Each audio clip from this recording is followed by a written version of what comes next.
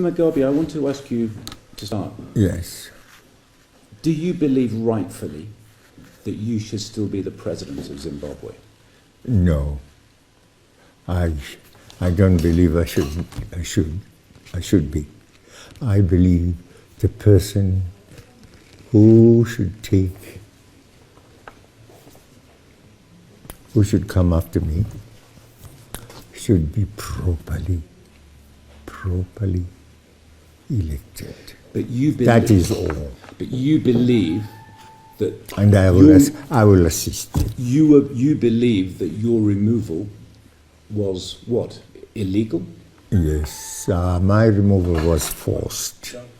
I had to resign in order to save the situation, and the people who were advised me were saying, if you don't resign, there's going to be bloodshed. There's going to be bloodshed, please. And some of them were religious guys, so I said, fine, I will resign. Did you resign because you feared for the safety of your own family? No, for the safety. My family, even now, is safe. It was the safety of the people. But there were gunshots fired here. Your wife was alone here. Yes, there were guns fired, but that's it. No, on the whole, we are safer than the rest of the people. Mm. So you believe that the new president of Zimbabwe is in his job illegally? Yes, I believe that. Why are you saying that? Oh, because he wasn't elected. Who elected him? He is an imposition of the army. And we are saying, let's get that position corrected. What do you think of Mr. Mnangagwa? Here is a man who describes you as a father. Yes. What kind of son has he been to you? Of course, sons will not always be obedient once to the father. He's got his own views. He has got his own character. And it's a character I perhaps did not quite see and know about him. That of not forgiving. If a person stepped onto his, shoe on his toe, you will go after him. Do you think he's betrayed you? In that regard, yes. He has betrayed you? He has betrayed. And in not wanting to be democratic, he has betrayed the whole nation, our whole nation. We are topsy-turvy. We used to be the pride, not just of Zimbabwe, but of our region, SADC. But we are not that anymore. We are a disgrace to ourselves, a disgrace to our community, SADC, a disgrace to Africa. Why did we do this? Just for the glory of an individual? When I was here in November, there were large crowds cheering on the streets.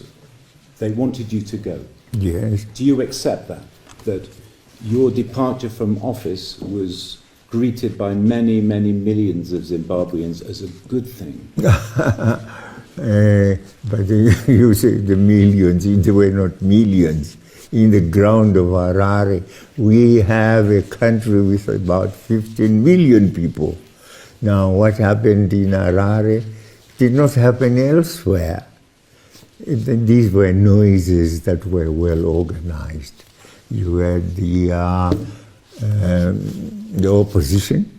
The opposition took a greater part in that demonstration. When you watched it, what were you thinking? I didn't watch it. I was told about it. Yes, but you don't move on the basis of noises made. It doesn't matter how strong those noises are.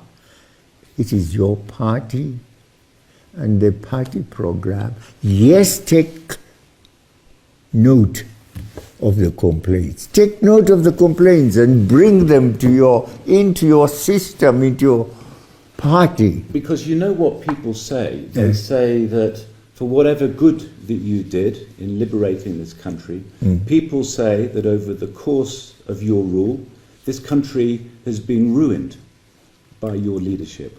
What do you say to that? Ruined? Ruined, of course, no.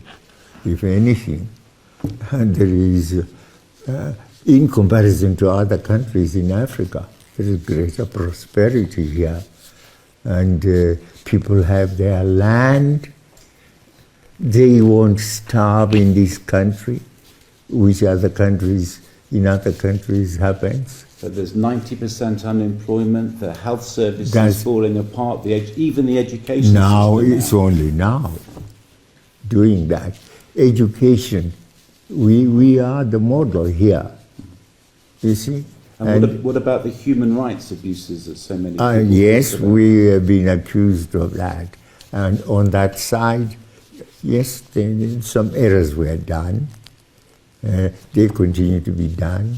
Human rights, that's a very difficult area. I agree.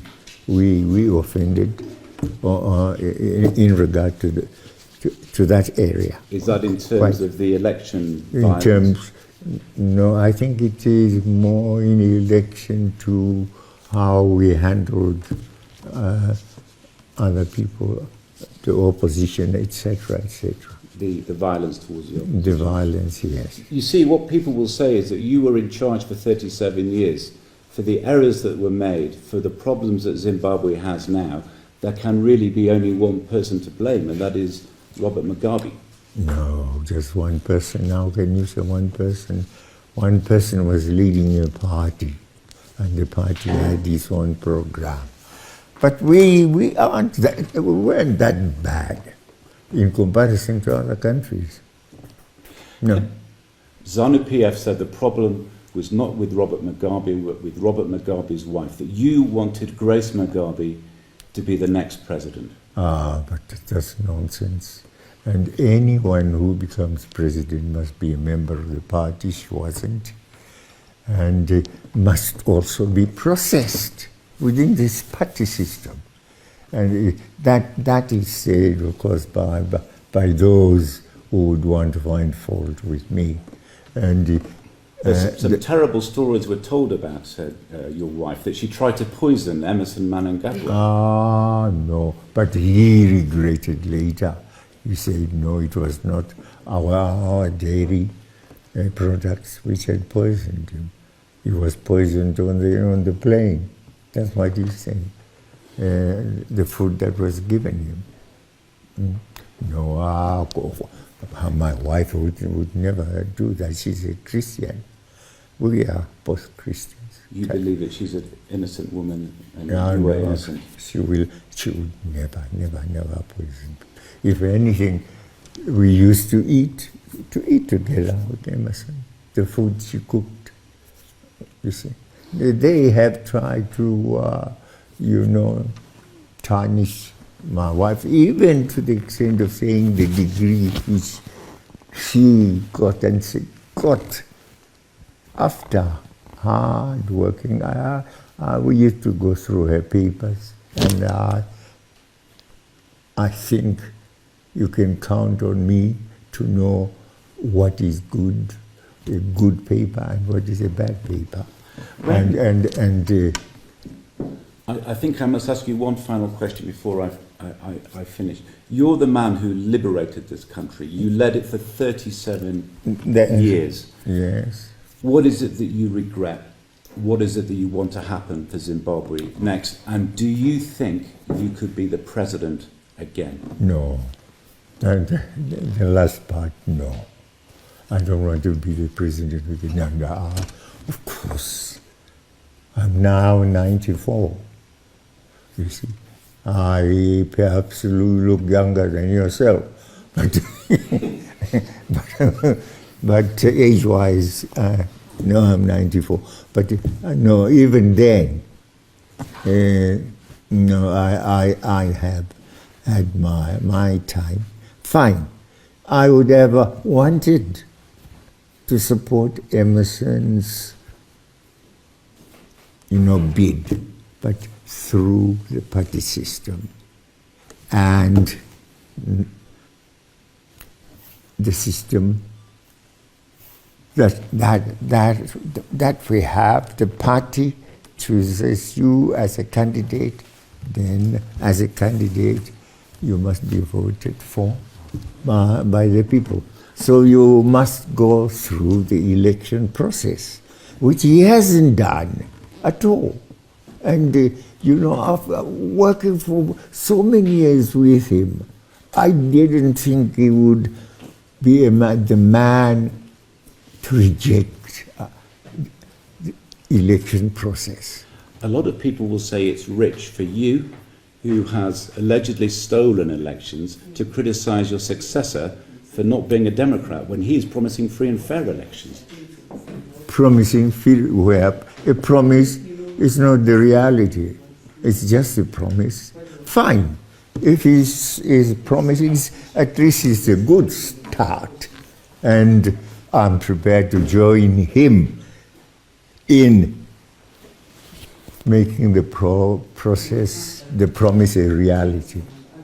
What do you think Britain should do now?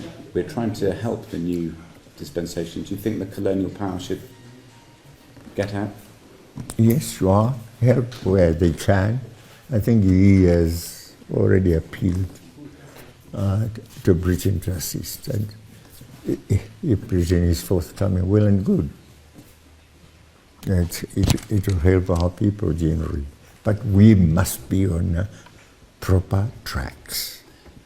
Get back to constitutional knowledge.